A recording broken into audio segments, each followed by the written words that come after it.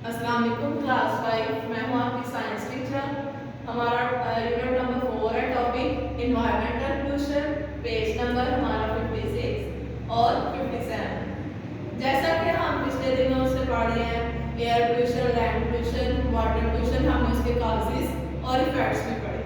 आज हम पढ़ेंगे कि हम ये जो डिफरेंट टाइप्स ऑफ पोल्यूशन हैं इन्हें कैसे ओवरकम कर सकते हैं। जैसे कि आपको पता है कि पोल्यूशन जो है वो हमारे इन्वायरमेंट पे एडवर्सली इफेक्ट कर रही है, हमारे इन्वायरमेंट पे, लिविंग ऑर्गेनिजम्स पे, जितने भी लिविंग ऑर्गेनिजम्स है, चाहे प्लांट्स है, एनिमल्स है, ह्यूमन बीइंग्स है, सबको इफेक्ट कर रही है। तो अब हम उस पोल्यूशन को कैसे कम कर सकते हैं, डिफरेंट वे से हम डिफरेंट टाइप्स ऑफ पोल्यूशन को कम कर सकते हैं। तो वन बाय वन हम डिस्कस करेंगे। सबसे पहले हम डिफरेंट वेज जो है प्रिवेंटिव मेजर्स पढ़ते हैं, how to reduce air pollution, कि हम एयर पोल्यूशन को कैसे कम कर सकते हैं। सबसे पहले अगर हमने एयर पोल्यूशन को कम करना है तो हमें ज़्यादा से ज़्यादा ट्रीज और प्लांट्स वगैरह ग्रो करवाने चाहिए। जैसे कि आपको पता है ट्रीज जो है वो कार्बन डाइऑक्साइड को अब्जॉर्ब करते हैं अपने फोटोसिंथेसिस प्रोसेस के थ्रू। तो अगर कार्बन डाइऑक्साइड लाइका की हमने पढ़ा था काजेस जो है वो एयर पोल्यूशन के हमने काजेस पढ़े थे, उसमें हमने पढ़ा था कि कार्बन डाइऑक्साइड जो है वो आपके एनवायरनमेंट के अंदर ऐड हो रही है जो आपकी एयर पोल्यूशन काज कर रही है। तो इसीलिए जब हम ज़्यादा से ज़्यादा ट्रीज और प्लांट्स लगाएंगे तो कार्बन डाइऑक्साइड प्लांट्स और ट्रीज अब्जॉर्ब कर लेंगे तो उसके एनवायरनमेंट के अंदर अमाउंट जो है वो कम हो जाएगी। उसके अलावा we should minimise the burning of fossil fuels, कि हमें जो फॉसिल फ्यूल्स है लाइक नेचुरल गैस है, कोल है, उसके बाद पेट्रोलियम प्रोडक्ट्स वगैरह हैं, ये हमें कम से कम यूज़ करनी चाहिए। पॉसिबल हो तो हमें ये यूज़ ही नहीं करनी चाहिए, क्योंकि हमने पढ़ा था कि जब हम ये वाली चीज़ें यूज़ करते हैं तो ये आप हमारे एनवायरनमेंट के अंदर पॉइजनस गैसेस रिलीज करते हैं, जिसकी वजह से एयर पोल्यूशन होती है। एयर पोल्यूशन होने की वजह से डिफरेंट लिविंग ऑर्गेनिजम्स पे, प्लांट्स पे बुरे इफेक्ट्स पड़ते हैं। तो हमें चाहिए कि हम ये फॉसिल फ्यूल्स का यूज़ जो है वो कम करें और बायोफ्यूल्स की तरफ आए। उसके बाद है not burn trash in open air, कि लाइक जब हम कचरा वगैरह अगर वैसे ही हम जला देंगे, खुली फिजा के अंदर जलाएंगे तो हमारी एयर जो है वो पोल्यूट होगी, क्योंकि उसके अंदर डिफरेंट रैपर्स हैं, प्लास्टिक वगैरह के बने होंगे, डिफरेंट केमिकल्स वगैरह भी होंगे जो आपकी एयर के अंदर जाएंगे तो एयर पोल्यूशन करेंगे। इसलिए हमें जो है इस कचरे वगैरह को इसमें ओपन एयर के अंदर जो है वो उसे बर्न नहीं करना चाहिए।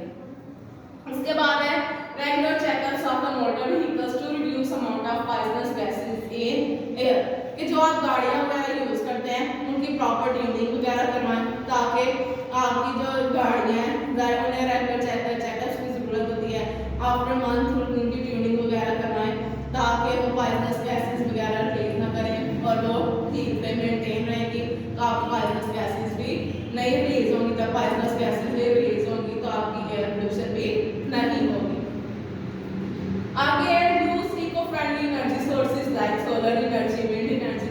अब हमें जो है ये डिफरेंट इलेक्ट्रिसिटी तो हम यूज़ कर रहे हैं, इससे पोल्यूशन बहुत ज़्यादा आती है, तो हमें चाहिए कि हमें ऐसी एनर्जी सोर्सेज यूज़ करनी चाहिए जिससे हमें भी फ़ायदा हो, साथ हमारे साथ साथ दूसरी जो ऑर्गेनिजम्स हैं या चाहे हमारा एनवायरनमेंट है उसे भी फ़ायदा हो, इको फ्रेंडली हो। लाइक सोलर एनर्जी है, नॉट सोलर एनर्जी जो है वो वाइडली यूज़ हो रही है, जो कि इको फ्रेंडली भी है, उसके अलावा जो है वो हमें भी फ़ायदा दे रही है और ना ही ये पोल्यूशन कोई पोल्यूशन वगैरह भी क्रिएट नहीं कर रही। तो हमें चाहिए कि हमें ये सोलर एनर्जी वगैरह यूज़ करनी चाहिए।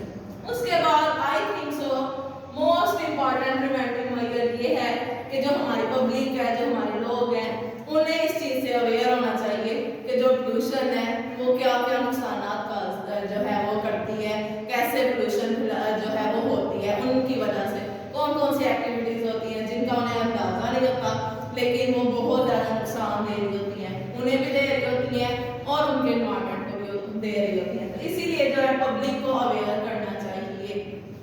Now we move towards preventive measures to reduce water pollution, कि हमें वाटर पोल्यूशन कम कैसे करनी है।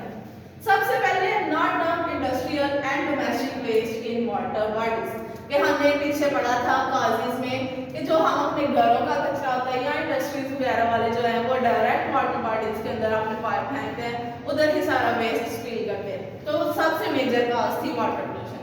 तो हमें ऐसा ना ही हमारा डोमेस्टिक वेस्ट और ना ही इंडस्ट्रियल वेस्ट जो है वो डायरेक्ट वाटर बॉडीज के अंदर जाना चाहिए, जिससे हमारा वाटर प्योर हो। हमें इसे प्रॉपर ट्रीट करना चाहिए, फिर जो है वो वाटर जो है, जो भी वाटर होगा उसे वाटर बॉडी के अंदर स्पिल करना चाहिए। Second one is minimise use of bleach and detergents, if necessary use phosphate free detergents, कि जो हम ब्लीचिंग पाउडर्स या डिटर्जेंट्स वगैरह लाइक साबुन है, सर्फ वगैरह डिफरेंट चीज़ें हम अपने घरों में यूज़ करते हैं, तो हमें इनका इस्तेमाल कम करना चाहिए। लाइक जब हम ये चीज़ें इस्तेमाल करते हैं तो हमारा डायरेक्ट पानी जो है वो हमारी नालियाँ वगैरह होती हैं उधर जाता है, वो नालियाँ आगे से वाटर बॉडीज के साथ कनेक्ट होती हैं, तो वो ऐसे ही पानी उधर चला जाता है, जिससे एक्वेटिक लाइफ भी बड़ी डिस्टर्ब होती है, आपका वाटर भी प्यूर्ड होता है। तो अगर हमें ज़रूरी है कि हमने ये डिटर्जेंट्स वगैरह यूज़ करने हैं, तो ऐसे डिटर्जेंट्स यूज़ करें जो फॉस्फेट फ्री हो, यानी कि उनके अंदर फॉस्फेट ना हो, क्योंकि एक्सेसिव यूज़ जब हम फॉस्फेट का करते हैं तो ये पानी के ऊपर एल्गल ब्लूम्स बना देती है। जब वो एल्जी ग्रो करेगी वाटर के ऊपर, तो आपको पता है फिर आपकी जो एक्वेटिक लाइफ है उसे ऑक्सीजन नहीं मिलेगी, एक्वेटिक लाइफ पूरा आपका जो एक्वेटिक इकोसिस्टम है वो डिस्टर्ब हो, उसे ऑक्सीजन नहीं मिलेगी, आपकी फिशेज जो है वो किल होंगी, जिसकी वजह से वाटर सिस्टम जो है वो इम्बैलेंस होगा। Third one is reduce use of pesticides, herbicides and fertilisers, कि हमने कल जैसे मैंने आपको बताया था पेस्टिसाइड्स जो पेस्ट किलर मेडिसिन है, या हर्बिसाइड्स जो है वो अनवांटेड वीड्स और प्लांट्स जो हम उन्हें किल करने के लिए जो सब्सटेंसेस यूज करते हैं, या फर्टिलाइजर जो हम प्लांट की ग्रोथ के लिए यूज करते हैं, हमें इनका यूज कम करना चाहिए। एक तो ये आपकी सॉइल फर्टिलिटी को भी रिड्यूस करते हैं, उसके अलावा जब ये आपका क्रॉप से होता हुआ फीड्स होता हुआ पानी वाटर बॉडीज के अंदर जाएगा तो आपके पानी को पोल्यूट करेगा, उसके अंदर आपके डिफरेंट केमिकल्स वगैरह होते हैं जो आपकी एक्वेटिक लाइफ को भी डिस्टर्ब करते हैं। And the last one is treat and manage sewage before dumping, reduce toxic substances amount, कि जब हम आप अपना जो सीवेज सिस्टम का जो हमारा नाली वगैरह का पानी है उसे हमें ट्रीट करना चाहिए, प्रॉपरली ट्रीट करना चाहिए, और फिर उन्हें हम जो है वो वाटर बॉडीज के अंदर फेंकें। ऐसे नहीं डायरेक्ट नालियों से पानी जो है वो वाटर बॉडी के अंदर नहीं जाना चाहिए, ताकि आपका वाटर जो है वो पोल्यूट होने से बच सके।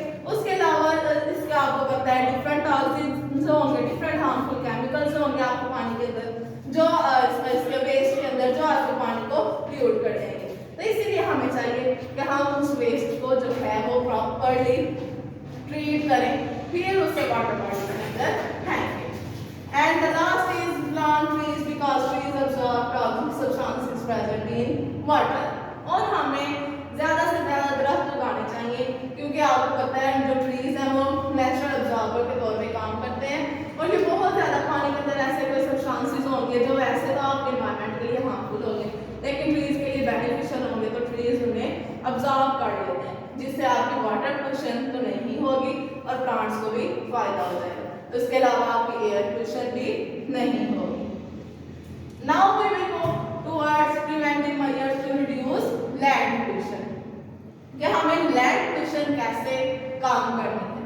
सबसे पहले हमने जो है लैंड पोल्यूशन का कल मेजर काज पढ़ा था कि जो आपका प्रॉपर डिस्पोज होता है वेस्ट, वो मेजर काज है लैंड पोल्यूशन का।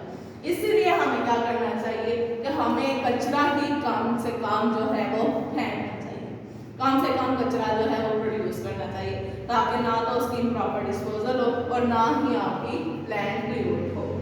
उसके बाद है should recycle and reuse items in daily life, कि हम अपनी डेली लाइफ के अंदर इतनी ज़्यादा ऐसे प्रोडक्ट्स यूज़ करते हैं तो जो रिसाइकल भी हो सकती हैं, रीयूज भी हो सकती हैं, लेकिन हम उन्हें नहीं करते और हम उन्हें ट्रैश में फेंक देते हैं, कचरे के तौर पे फेंक देते हैं। हमें ऐसा नहीं करना चाहिए। एक चीज़ अगर एक से ज़्यादा दफ़ा यूज़ हो सकती है, या उस चीज़ को हम कोई और उससे कोई और नई चीज़ बना सकते हैं, तो हमें कोशिश करनी चाहिए कि हम उसे दोबारा से जो है रीयूज और रिसाइकल करें, ताकि आपकी लैंड पोल्यूशन ना हो। उसके बाद है factories make sure that their waste should be treated before releasing into environment, कि जो फैक्ट्रीज वाले हैं वो इस चीज़ का खास ध्यान रखें कि जो भी वेस्ट प्रोडक्ट उनकी जो मैन्युफैक्चरिंग प्रोसेस के बाद वेस्ट प्रोडक्ट्स जो बने हैं उन्हें ऐसे ही लैंड पे ना फेंकें, ना ही वाटर बॉडीज के अंदर ऐसे फेंकें, प्रॉपरली उसे ट्रीट करें। जो हार्मफुल केमिकल्स लाइक अगर गंदा पानी है या कोई ऐसी सब्सटेंसेस है जिससे एनवायरनमेंट को या लिविंग ऑर्गेनिजम्स को नुकसान होगा, उसे प्रॉपर्ली ट्रीट करें और ऐसी जगह पे फेंके जो इलाके से आबादी से दूर हो। उसके बाद है farmers should use chemical fertilisers with proper care, कि अगर फार्मर्स ने केमिकल फर्टिलाइजर्स यूज करने हैं लाइक ये आपके पेस्टिसाइड्स, हर्बिसाइड्स, फर्टिलाइजर्स वगैरह यूज करने हैं तो इन्हें प्रॉपर केयर के साथ यूज करें ताकि ना तो ये आपका वाटर पोल्यूट करे ना ही आपका लैंड पोल्यूट करे। जाहिर सी बात है ये वाले जो आपके पास पेस्टिसाइड्स, हर्बिसाइड्स या फर्टिलाइजर्स वगैरह है ये आपकी लैंड पोल्यूशन भी करते हैं, आपकी सॉइल की फर्टिलिटी को भी रिड्यूस करते हैं, सॉइल एरोजन भी करते हैं। तो हमें चाहिए कि हमें इन्हें प्रॉपर केयर के साथ यूज करना चाहिए, नहीं तो नहीं यूज करना चाहिए। बायो फर्टिलाइजर्स हमें यूज करने चाहिए। Next one is solid waste should dump into specified area that should away from cities, और हमें जो वेस्ट फेंकना है जगह जगह कचरा फेंकने की बजाय हमें जो है शहर से दूर यानी आबादी से दूर एक जगह पे ही कचरा फेंकना चाहिए। हमें प्रॉपर गड्ढा खोद के उसके अंदर कचरा फेंकना चाहिए जो आबादी से दूर हो, ना कि आबादी के बीच में ही कचरा फेंके जिससे आपका लैंड पोल्यूट होता है। Now try to make public aware of the hazards of these pollutions, कि हमें अपनी पब्लिक को मेन जो हमारा है कि हमें अपनी पब्लिक को इन सारे नुकसानों से अवेयर करना चाहिए कि कैसे अगर वो कोई भी एक्टिविटी करते हैं वो उसे सीरियसली लेते या चाहे कचरा ऐसे फेंक देते हैं, पानी के अंदर चीज़ें फेंक देते हैं जिसकी वजह से या जला देते हैं, आपकी एयर को भी नुकसान होता है, आपके एटमॉस्फेयर को होता है, लिविंग क्रिएचर्स को कितना नुकसान होता है। उन्हें इन चीज़ों से अवगत करना चाहिए कि आपके एक एक्टिविटी से कितने ज़्यादा लोगों को नुकसान होता है। तो मेरे ख्याल से बहुत ज़्यादा आपकी जो है वो बचत हो सकती है। तो ये था आज का हमारा टॉपिक। अगर किसी को कोई मसला हो तो वो मुझसे पूछ सकता है।